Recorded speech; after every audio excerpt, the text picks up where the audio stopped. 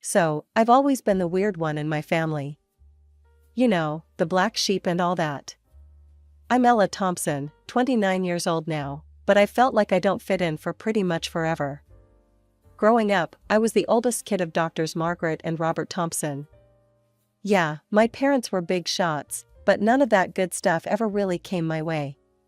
Nah, all the perks went to my younger twin brothers, Jack and Oliver. From the second those two popped out, it was like I became invisible to my parents. It started off small, you know? They'd get a bigger piece of cake or a new toy. But as we got older, it got way worse and super obvious. I remember when I turned 10. I'd been dropping hints for ages about this art set I saw in a shop window. Nothing crazy, just a basic kit with some decent paints and brushes. When my birthday rolled around, I was so pumped to open my one present, and what do I find? A freaking math workbook. When I hit my teenage years, the favoritism got even more in your face. Family trips were all about what the boys wanted. If Jack felt like skiing, boom, we're off to the slopes. If Oliver was into surfing that year, hello beach vacation. My ideas? Always got shot down or ignored. College applications. Man, that's a touchy subject. When I was 17, I fell in love with art restoration. I'd hang out at the local museum for hours, bugging the staff with questions about how they fixed up old art. When I brought up studying art restoration in college, you'd think I'd said I wanted to join the circus or something. Art restoration? Mom laughed. Ella, get real. That's not a proper job. Yeah, Ella, Jack butted in with this smug look. Why don't you do something useful, like become a doctor? I'll never forget how proud my parents looked when Jack said that. It was a look I'd never seen them give me. Even though they didn't have my back, I was determined to make it happen. When college acceptance letters started showing up, I was over the moon to find out I'd scored a scholarship to study art restoration. I remember running into the kitchen, waving the letter around like a crazy person. Mom, Dad, I got a scholarship. Mom barely looked up from her medical journal. That's nice, honey. Did you hear the boys got perfect scores on their SATs? The day I left for college was so different from when the twins would leave 2 years later. I packed up my second-hand laptop and thrift store clothes, getting ready to take the bus to my not-so-fancy state school. My parents were too caught up in their work to even give me a ride to the bus station. But there was one person who actually saw me for who I was. My grandma, Elizabeth. She showed up that day, and right before I was about to leave, she pulled me aside. Ella, sweetie, she said, pushing a small envelope into my hand. I'm so proud of you. Don't ever forget that. Inside the envelope was a check, not enough to change my whole life, but enough to make things a bit easier. But more than the money, it was the fact that she actually noticed me that meant everything. So, college was kind of a mixed bag for me. On one hand, I was finally free from always being compared to Jack and Oliver. I could really dive into my studies without feeling like I was in some weird competition for attention. But on the other hand, money was tight. Like, really tight. While I was barely getting by on my scholarship and working part-time jobs, I'd hear about all the fancy stuff my brothers were up to through family calls and social media. Fancy frat parties, spring break trips to crazy places, internships at big-shot hospitals, all paid for by our parents, of course. Time went by, and I threw myself into my studies like crazy. Art restoration became more than just what I wanted to do for a job, it was my escape, my happy place. There was something really satisfying about bringing beauty back to old, forgotten pieces, about showing the hidden potential under layers of neglect and damage. In my last year, I scored an internship at this small but respected museum. It wasn't fancy work, mostly cleaning and organizing stuff, but it was a way in. I was over the moon. When I called home to share the news, my mother's response was exactly what I expected, lukewarm at best. Oh, that's nice, dear, she said, sounding distracted. Did you hear about Jack's research paper? It's being published in a major medical journal. I held back a sigh. That's great, Mom. Listen, I was thinking of coming home for a weekend soon. Maybe we could. Oh, I'm not sure that's a good idea, she cut me off quick. Your father and I are going to be really busy. We're helping the boys with their research papers. You understand, right? As I hung up the phone, I felt that familiar mix of anger and hurt building up in my chest. But this time, there was something else too. A little spark of defiance, of determination. I looked around my tiny dorm room, at the art books piled up on my desk, at the half-finished restoration project taking up most of my floor. This was my world now, one I had built for myself despite everything. Screw them, I muttered to the empty room. I don't need their approval. But even as I said it, a part of me knew it wasn't true. As much as I tried to deny it, a small part of me still wanted my parents to recognize me, still hoped that one day they'd see me for who I really was. So, graduation day came and went without much fuss from my family. My big moment was marked by a quick dinner at some chain restaurant. So, Ella, what's next? Dad asked, barely looking up from his menu. I sat up straight, trying to sound confident. I actually got a job offer, in one of the museums in New York. Dad frowned. I don't know, Ella. New York is expensive. How much does this job pay? I felt my face get hot as I mumbled the not-so-impressive starting salary. The disappointment on their faces was super obvious. The rest of the dinner was a blur of thinly veiled criticism and comparisons to Jack and Oliver's academic awesomeness. As we were leaving the restaurant, Grandma Elizabeth pulled me aside. Don't let them dim your light, my dear, she whispered, pressing a small envelope into my hand. Go to New York. Chase your dreams. Inside the envelope was a check, enough to cover my first month's rent in the city. I hugged her tight, trying not to cry. The next few years were crazy. I threw myself into my work, slowly but surely making a name for myself in the world of art restoration.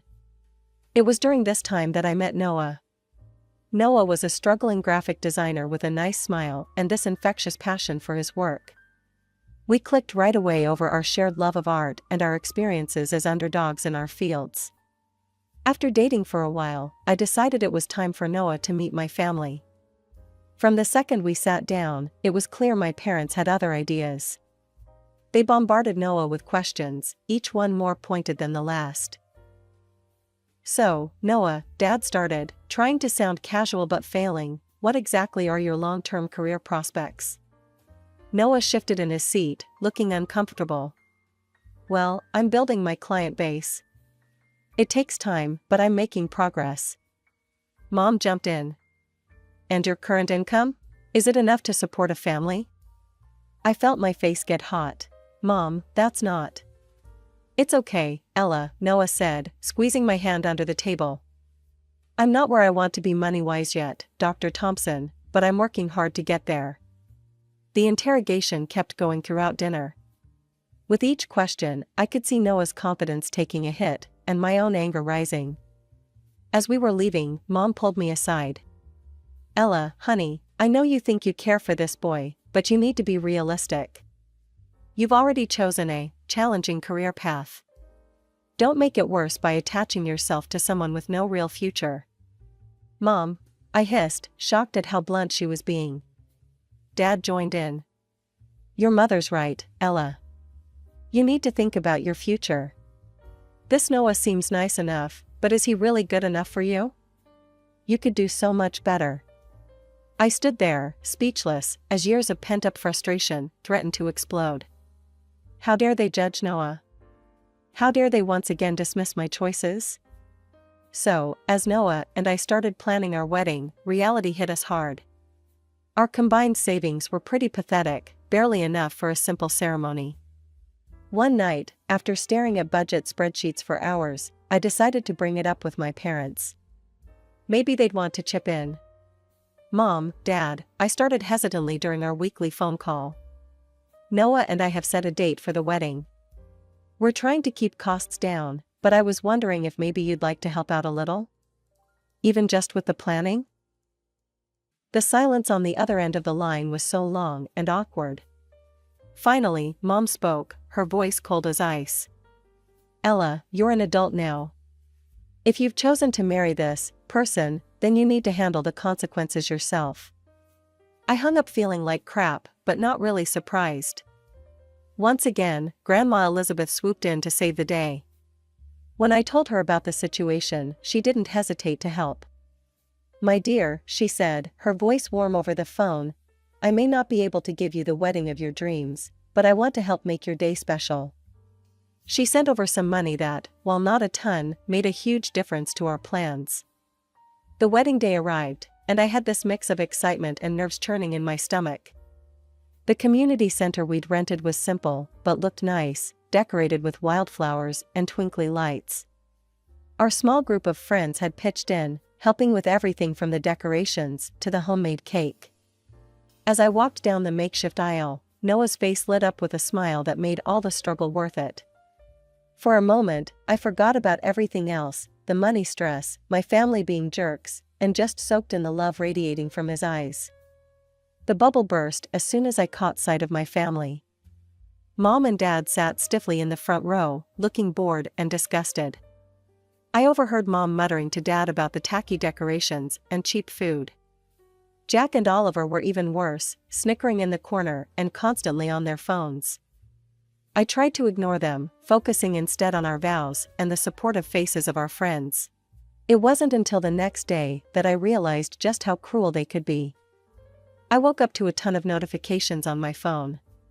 Jack and Oliver had gone on social media, posting a bunch of unflattering photos from the wedding. "Congrats to our big sis on her special day," read one caption under a blurry photo of Noah and me cutting our homemade cake. "Nothing says true love like a dollar store wedding." Another post showed a picture of the buffet table next to a photo of a fancy meal from some high-end restaurant.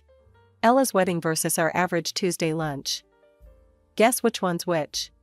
The comments section was a war zone.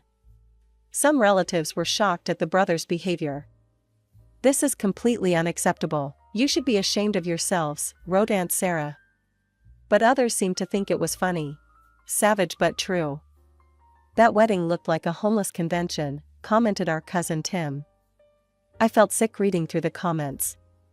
But what really broke my heart was seeing my parents' responses. Instead of telling their sons off, they were actually encouraging them. Mom had commented, "Boys will be boys. It's just a bit of harmless fun."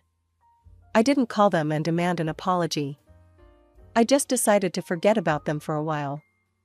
So, 6 months after our wedding, it was time for the annual Thompson family reunion. Even though I was worried about it, Noah thought I should go, hoping it might be a chance to clear the air. Man, were we wrong. The tension was so thick you could cut it with a knife. I managed to keep it together for the first hour, making polite conversation and avoiding my immediate family as much as I could. But then I overheard Jack bragging about his latest fancy vacation, paid for by our parents, of course. Something inside me just snapped. "Must be nice," I said, loud enough for everyone to hear. "To have mommy and daddy bankroll your entire life." The room went dead quiet. Jack stared at me, his mouth hanging open. "What's that supposed to mean?" "You know exactly what it means," I shot back, years of pent-up frustration finally boiling over. "You and Oliver have been handed everything on a silver platter, while I've had to fight for every scrap of recognition or support." Mom stepped forward, her face red with anger. "Now, Ella, you're being ridiculous. We've always treated you children equally." I let out a bitter laugh. "Equally? Are you kidding me? Let's talk about equal, shall we?" I started counting off on my fingers. Private school tuition for the boys, public school for me. Brand new cars for their 16th birthdays, nothing for mine.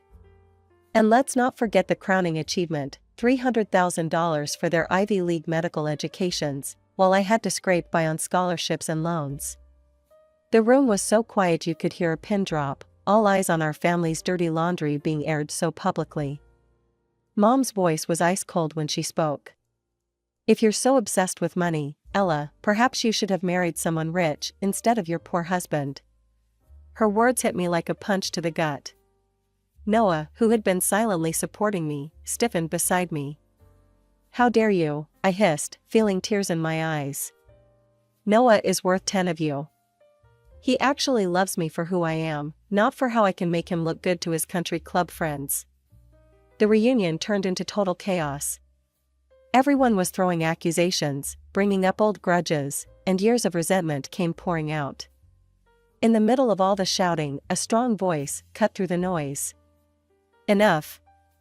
Everyone turned to see Grandma Elizabeth standing up, her usually kind face looking stern and angry. "I have watched this family tear itself apart for years, and I won't stand for it anymore," she declared. "Margaret, Robert, your treatment of Ella has been shameful. And you boys," she turned to Jack and Oliver, "your cruelty towards your sister is unforgivable." For a moment, the room was silent. Then Mom, never one to back down, spat out, "Mother, you don't understand. Ella has always been difficult, always causing problems."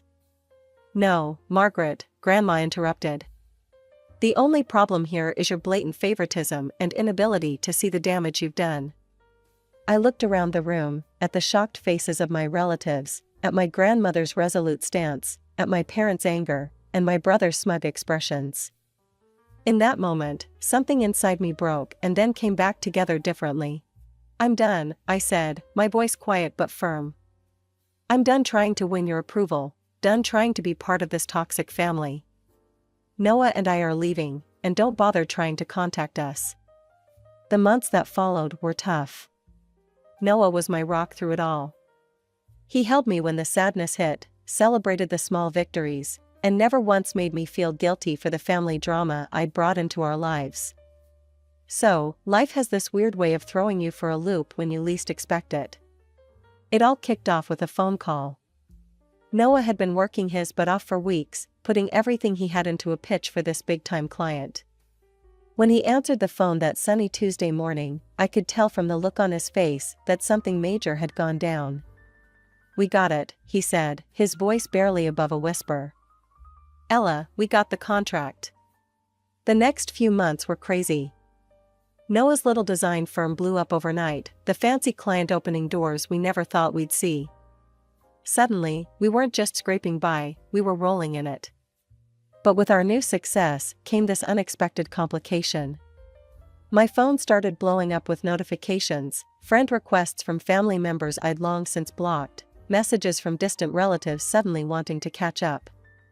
And then, the call I'd been dreading. "Ella, sweetheart."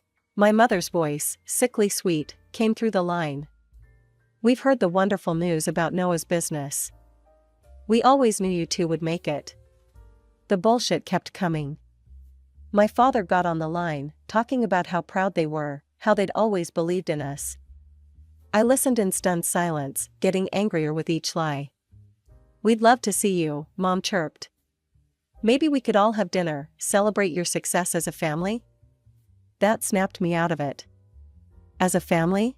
I repeated, my voice hard. "We haven't been a family for a long time, and that's not going to change just because our bank account has." I stuck to my guns. When my parents showed up at our door out of the blue, I didn't let them in. When they sent fancy gifts, I sent them right back unopened. Instead, Noah and I focused on building the life we'd always wanted. We worked hard, saved smart, and eventually found ourselves signing the papers for a beautiful apartment right in the middle of the city. Excited to share our happiness, I posted a photo on social media. It was a simple shot, Noah and I, keys in hand, standing in front of our new home. Next to it was a picture from our most recent visit with Grandma Elizabeth, her proud smile beaming at the camera. "New beginnings and old love," I captioned it. "Grateful for those who've been there through it all. New home, family." As I hit post, I felt like a weight had been lifted off my shoulders. This was my family now, Noah, Grandma Elizabeth, and the friends who had stood by us through thick and thin. We had built this life for ourselves, despite the odds, despite all the people who said we couldn't do it. The soft evening light was coming through the windows of our new apartment as I was busy in the kitchen, getting dinner ready for Noah and Grandma Elizabeth. It was our first real family dinner in our new place, and I wanted everything to be just right. The sudden, aggressive pounding on the front door shattered that peace in an instant. "Ella, open up. We know you're in there." My blood ran cold. I'd know those voices anywhere, Jack and Oliver. Before I could even react, the door burst open. My brothers stormed in, their faces twisted with anger. I barely had time to see Noah jumping to his feet before Jack was in my face, jabbing an accusing finger at my chest. "You manipulative little bitch," he snarled. "We always knew you were playing the long game, but this? This is low, even for you." I stumbled back, shocked by how much venom was in his voice. "What are you talking about?" Oliver laughed, and it was a harsh, ugly sound. "Don't play dumb, Ella. We saw your little social media post. Showing off your new apartment, posing with Grandma. You think we can't put two and two together?" It hit me what they were thinking. "You think Grandma bought us this apartment?" "We know she did," Jack spat. "You've been playing the poor, neglected child for years, worming your way into her good graces. And now you've manipulated her into making you the sole heir." I felt a surge of anger, straightening my spine. "You have no idea what you're talking about. Noah and I bought this apartment ourselves. With our own money, that we earned." Oliver sneered, his eyes darting around the room. "Right, sure you did. Where is the old bat anyway? Hiding her away so we can't talk sense into her? That crazy old woman should be in a cemetery by now. I can't wait for her to kick the bucket so I can sell her house and live it up." The room fell deadly silent. For a moment, I thought I might have imagined those horrific words. Then, a quiet voice spoke from the doorway of the guest room. "So this is how you truly feel about me." All heads turned to see Grandma Elizabeth standing there, her face a mask of shock and disappointment. The color drained from Jack and Oliver's faces as they realized their grandmother had heard every word. "Grandma," Jack stammered, we didn't mean." Elizabeth held up a hand, shutting him up. "I've heard enough," she said, her voice quiet but firm. "I finally understand who truly values me and who sees me as nothing more than a meal ticket." I found my voice, strengthened by my grandmother's presence. "I think you both need to leave. Now." For a moment, it looked like they might argue. But one look at Grandma's face, a mixture of hurt and resolve, seemed to deflate them. They slunk towards the door, muttering weak excuses. The aftermath of that crazy evening hit like a storm. My phone wouldn't stop buzzing, constantly reminding me of the mess that had blown up. Mom's name popped up on the screen for what felt like the millionth time. Against my better judgment, I picked up. "Ella," her voice was sharp, not sounding like a mom at all. "You need to fix this. Your grandmother is furious with the boys. You need to smooth things over, tell her it was all a misunderstanding." I let out a bitter laugh. "A misunderstanding?" "They broke into my home and said they couldn't wait for her to die so they could sell her house." "How exactly is that a misunderstanding?" "They didn't mean it," Dad chimed in, apparently on speakerphone. "You know how the boys can be. They were just upset." "Upset about what?" I challenged. "That Noah and I bought an apartment with our own money? That Grandma loves me?" Mom's voice turned sickly sweet. "Sweetheart, we know you've always felt left out. But you need to think about what's best for the family. Your brothers deserve that inheritance. Don't be selfish." Something inside me snapped. Years of pent-up frustration and hurt came pouring out. "Selfish? You're calling me selfish?" After years of favoritism, of dismissing my achievements, of treating Noah and me like second-class citizens? And now you have the audacity to demand I give up an inheritance I never even asked for? "Now, Ella," Dad started, but I cut him off. "No. I'm done. I'm done with the manipulation, the guilt trips, all of it. Don't call me again. Don't text. Don't show up at my door. We're through." Over the next few days, I blocked their numbers, along with Jack and Oliver's. It was painful, like cutting off a diseased limb, but necessary for healing to begin. As the dust settled, I found myself surrounded by a different kind of warmth. Grandma Elizabeth, now fully aware of the family dynamics she had long suspected, became an even more constant presence in our lives. Aunt Sarah, who had reached out after the wedding fiasco, became a regular visitor. "I always knew you were special, Ella," she said, hugging me tightly. "I'm sorry I didn't stand up for you sooner." Other relatives, cousins, and distant aunts and uncles who had witnessed my family's mistreatment over the years, reached out with messages of support. It was as if a veil had been lifted, allowing genuine relationships to flourish where there had once been only obligation. Noah's family, bless them, wrapped me in a blanket of unconditional love. His parents, who had watched from the sidelines as my own family tore me down, went out of their way to make me feel cherished. Noah and I threw ourselves into making our new apartment a home. Each piece of furniture, each photo on the wall, was a testament to the life we were building together, a life founded on mutual respect, support, and love.